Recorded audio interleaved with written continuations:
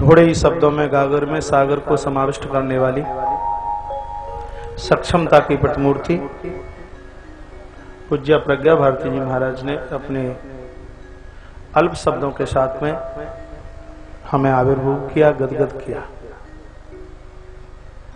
बहुत अच्छा लगा, बहुत बढ़िया लगा। कल की बड़ी सुंदर सी कथा है, अभी कथा चलेगी।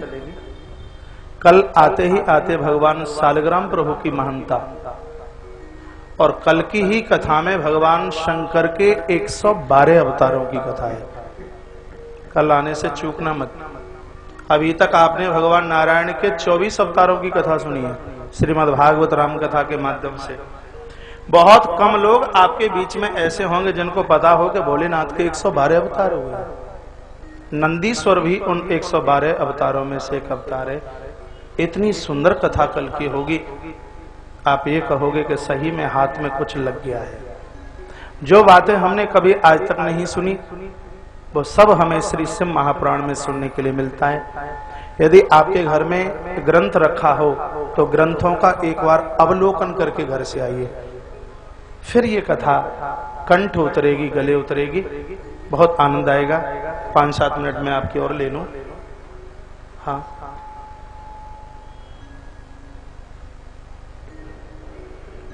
तुम भी कर लीजिए अपना काम। बोलिए शंकर भगवान की जय जय श्री, जय जय श्री, जय जय श्री राधेश्याम। बड़े भाव के साथ आपने त्रिपुरा दैन की कथा सुनी है और तत्पश्चात सोनक ऋषियों ने महात्मा सूत जी के सामने और भगवान वेद व्यास जी ने सनत कुमारों के सामने प्रश्न किया है कि हमने ये सुना कि जलंधर के द्वारा देव बड़े परेशान हुए और फिर भगवान शिव के द्वारा जलंधर का उद्धार हुआ है। और ये जलंधर उद्धार की कथा हम आपके श्रीमुख से सुनना चाहते हैं। भो ब्रह्मन भगवन पूर्वम श्रुतमे ब्रह्मपुत्र कहा जलंधर मादैत्य वदी शंकर प्रभु। इस दैत्य राज का कैसे उद्धार भगवान भोलेनाथ ने किया, इस कथा को सविस्तार पूर्वक आप हमें सुनाइए।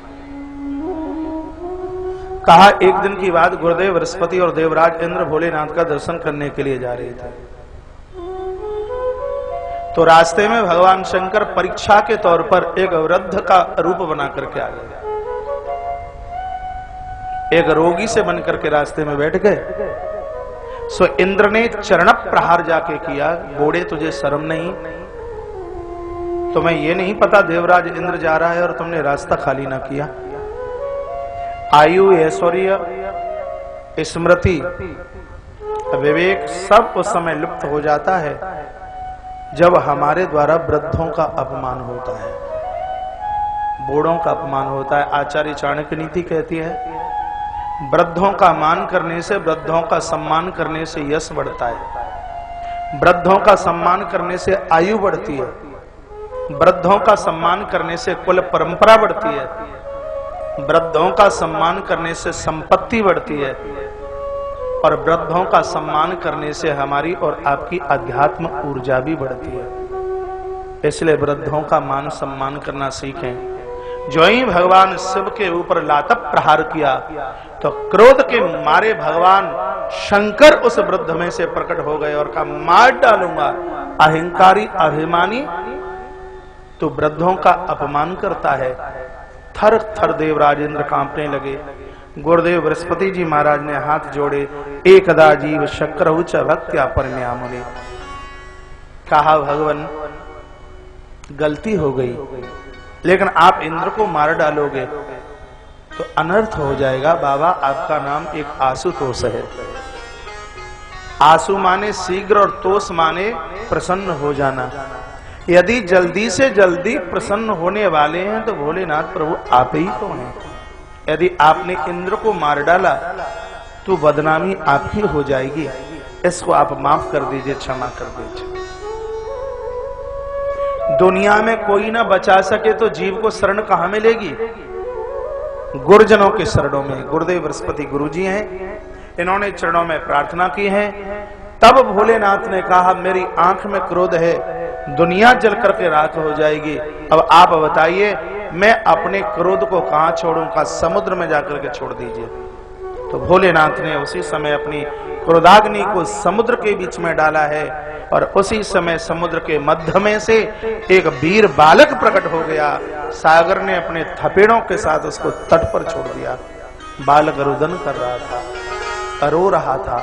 विधाता ब्रह्मा ने रोते हुए बच्चे को देखा और उसकी स्थिति को देखकर विधाता ब्रह्मा रो पड़े। आंख के आंसू उस बच्चे के मुंह के ऊपर गिरे। बालक प्यासा था, वो उन आंसुओं को चाट गया। तत्पश्चात बालक बोल उठा, मैं किसका पुत्र हूं, मुझे क्या करना है, आप मुझे बता दीजिए। ये तो किसी संत को पूछना, ये किसी महापुरुष को पूछना कि हम और आप किसके बेटे हैं। हमें करना क्या है, ये महापुरुष को पूछना है। हमारा संबंध यहीं तक सीमित हो गया है कि फलानी माँ है हमारी, फलाना बेटा है हमारा। ठीक है, इस संबंध को मानिए, लेकिन इससे ऊपर भी कोई संबंध है। वो ये है कि हम भगवान के हैं और भगवान हमारे हैं। इस संबंध को आज प्राय हम भूले हुए बैठे हैं। इसलिए जीव दुखित है, इसलिए जीव परेशान है। बहुत कुछ होने के बाद भी ये जीव त्रसित है, क्योंकि ये अपने असली संबंध को भूला बैठा है। इसलिए भगवान नारायण सुतो, हम और आप नारायण की संतान है, हम और आप भगवान की औलाद है। मैं कौन हूं, मुझे क्या करना है बताइए। विधाता ब्रह्मा ने कहा, बेटा तू पुत्र किसका है मुझे पता नहीं, समुद्र के तट पर पड़ा है, इसलिए आज से तुझे लोग समुद्र पुत्र के नाम से जानेंगे।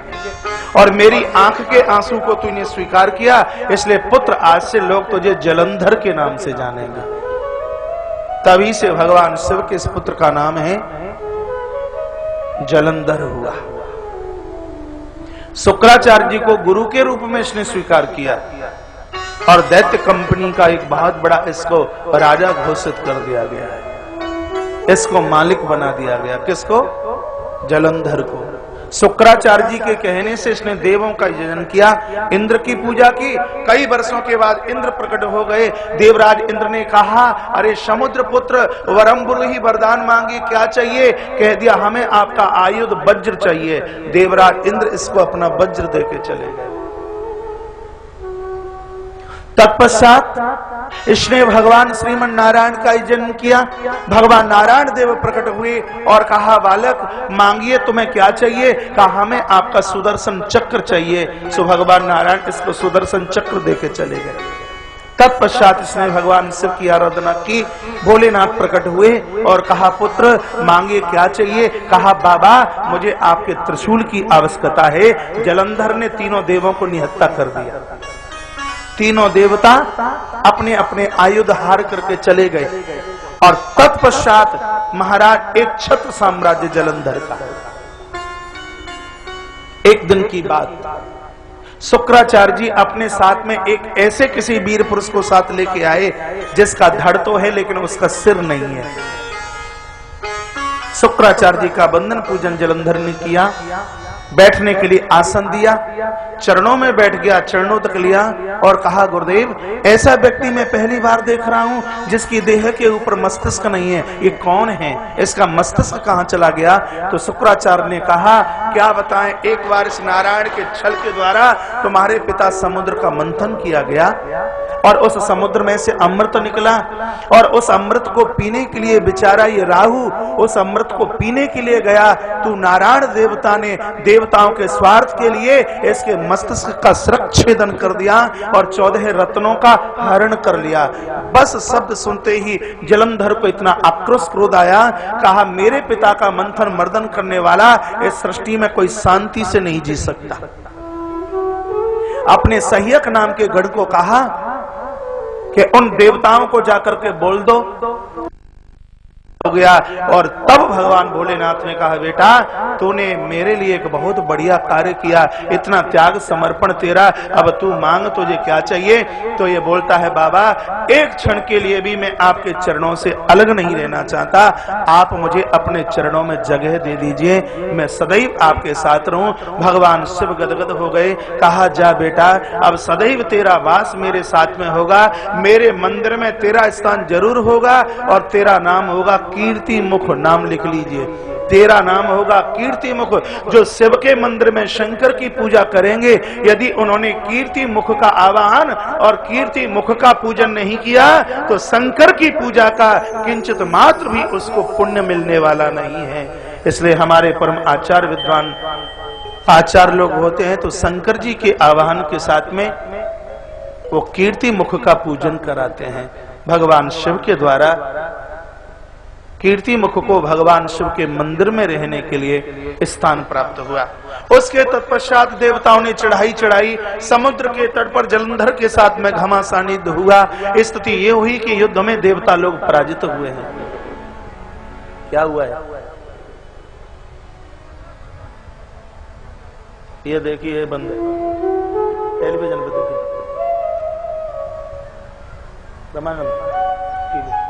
बोलिए शंकर भगवान की, कृष्ण कन्हैया लाल की जय। जय श्री, जय जय श्री, जय जय श्री। स्थिति ये हुई है कि देवता लोग पराजित हुए हैं। तब देवताओं ने देवर्षि नारद का सहारा लिया और तब नारद ने कहा अब चिंता ना कीजिए और मैं कुछ करता हूं। नारद घूमते घूमते जलंधर के पास आ गए।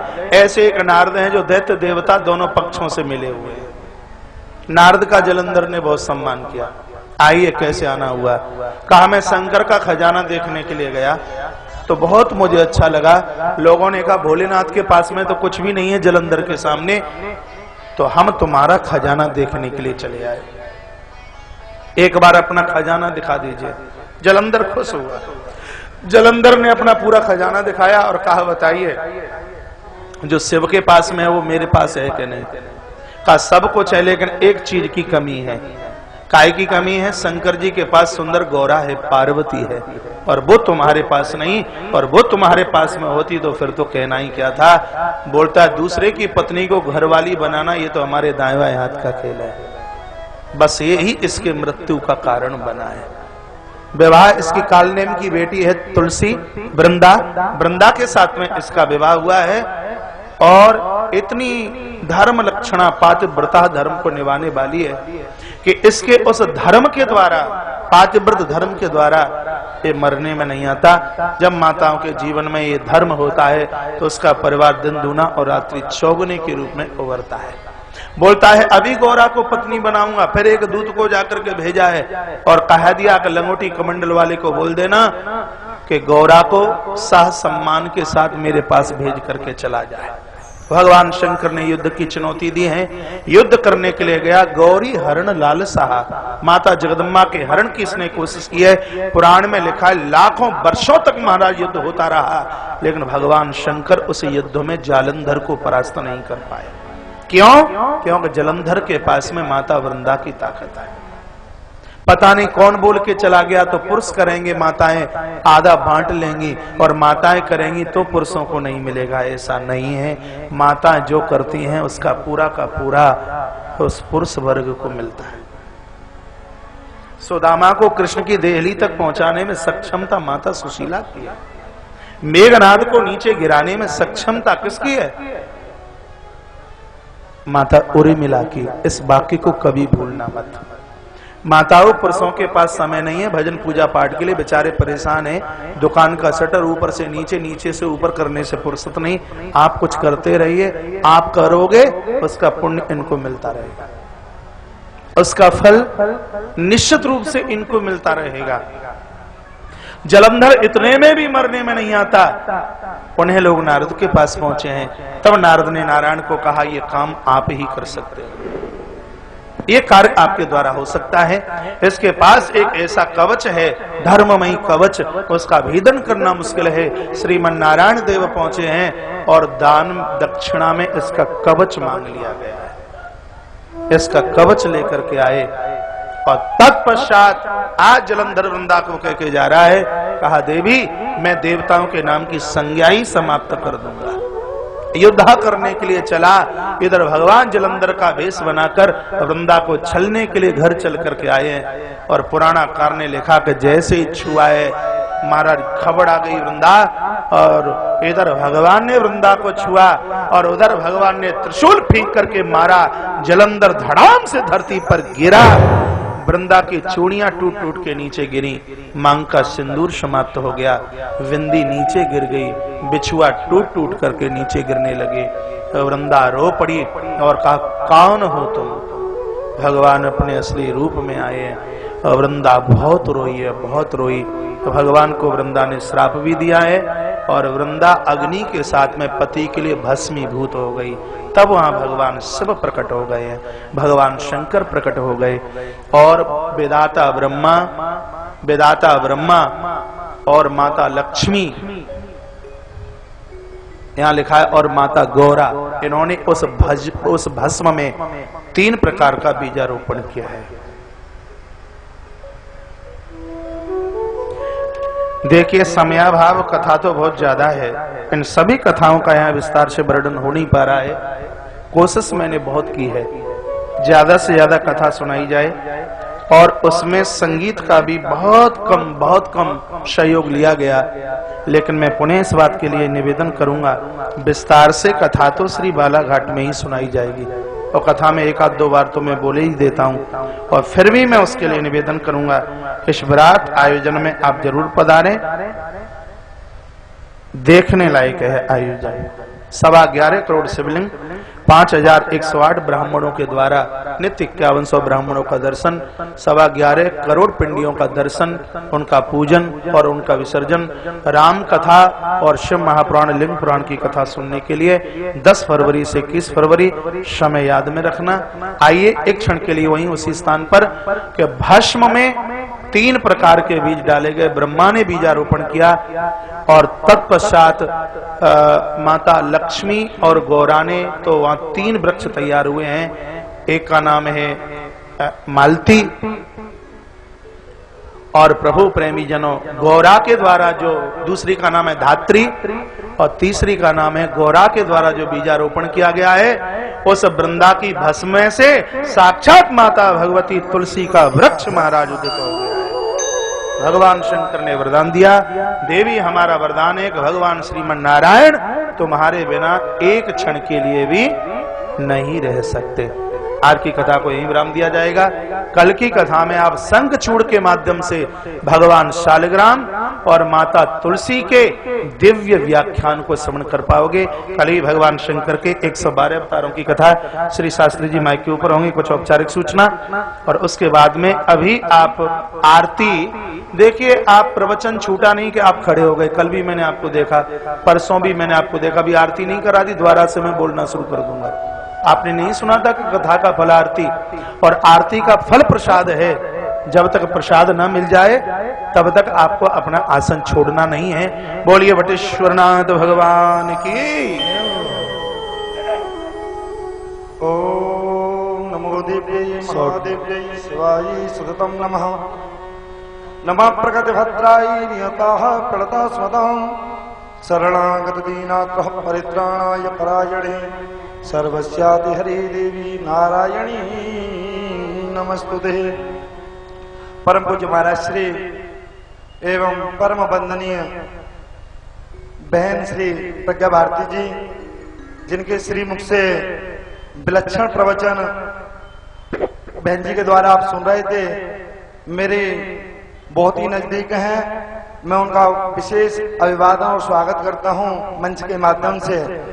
वो हमारे और आपके मध्य में अपनी सरल वाणी द्वारा, उनके द्वारा ऐसा विलक्षण प्रवचन किया गया और पूज्य महाराज जी की वाणी द्वारा आप सभी व्याकरण पद्धति द्वारा, जिसमें व्याकरण के सूत्र उच्चैरुदातः निच्चैरुदात, ऐसी उस वेद परंपरा द्वारा और व्याकरण पद्धति द्वारा शिव महापुराण की विलक्षण कथा का गायन चल रहा है। इसी के मध्य अभी पूज्य महाराज श्री बालाघाट के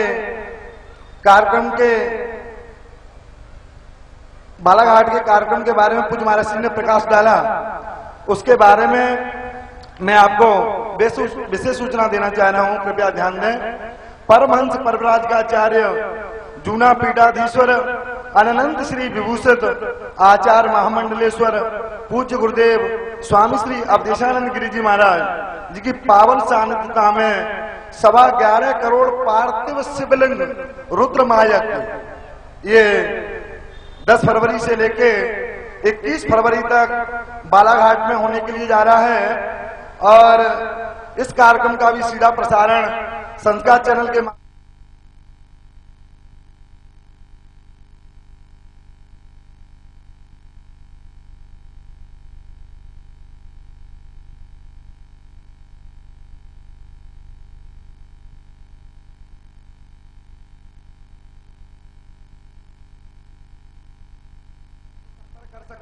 यहाँ जो बैठे हुए हैं उनसे भी निवेदन है कि वो कृपया कार्यालय से संपर्क करें। ये सारी जानकारी संस्कार चैनल के माध्यम से आपको बराबर मिलती रहेंगी।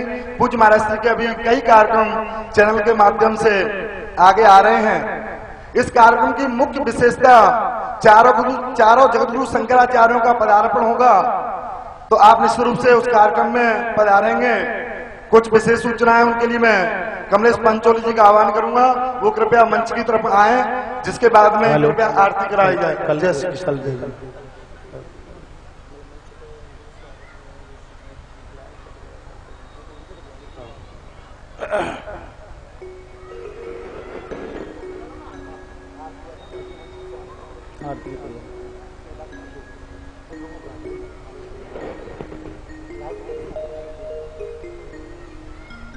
पूज्य महाराज श्री के चरणों में सादर नमन। ये आ गए राकेश जी।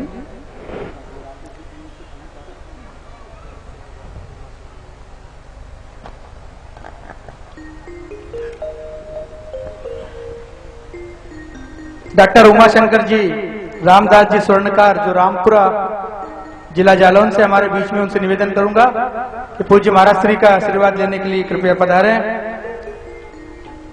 एवं साथ ही मैं निवेदन करूंगा, आज के जो हमारे पूजन के अतिथि हैं श्रीमती सुनीता जी अग्रवाल,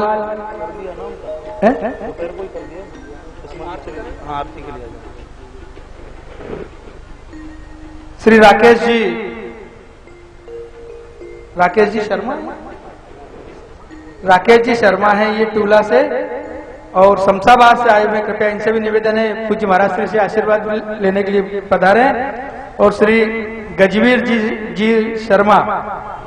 शर्मा जी, ये कुतकपुर शमशाबाद से हमारे बीच में आए, उनसे भी निवेदन है कृपया पूज्य महाराज श्री से आशीर्वाद लेने के लिए व्यास गादी के नजदीक पधारे। सभी से निवेदन है, 2 मिनट में आरती हो रही है, आरती के बाद प्रसाद लेके ही आप अपने घर को प्रस्थान करेंगे। आरती के लिए खड़े हो जाइए सब। जिन लोगों के नाम आज बाकी रह गए हैं, जो दानदाता बंधु यहाँ बैठे हुए हैं, उन सबके नाम सुबह के क्रम में वापस आएंगे, क्योंकि संस्कार चैनल के माध्यम से लाइव प्रसारण हो रहा है। पूज्य महाराज श्री का आदेश है कि सभी के नाम उसमें समाहित करने का हम कोशिश करेंगे, तो कल के सुबह के सत्र में सभी के नाम लिए जाएंगे। आप लोग अपने स्थान पर खड़े रहें और आरती के समय थोड़ा मंच से दूर रहें। अपने बच्चों का, पैसे का, मोबाइल का विशेष ध्यान रखें। भैया कपिल और निखिल, उनका पूरा परिवार ऊपर आ जाए आरती के लिए। भैया विष्णु अग्रवाल, विष्णु गोयल, गुब्बारे वाली मैया आरती के लिए।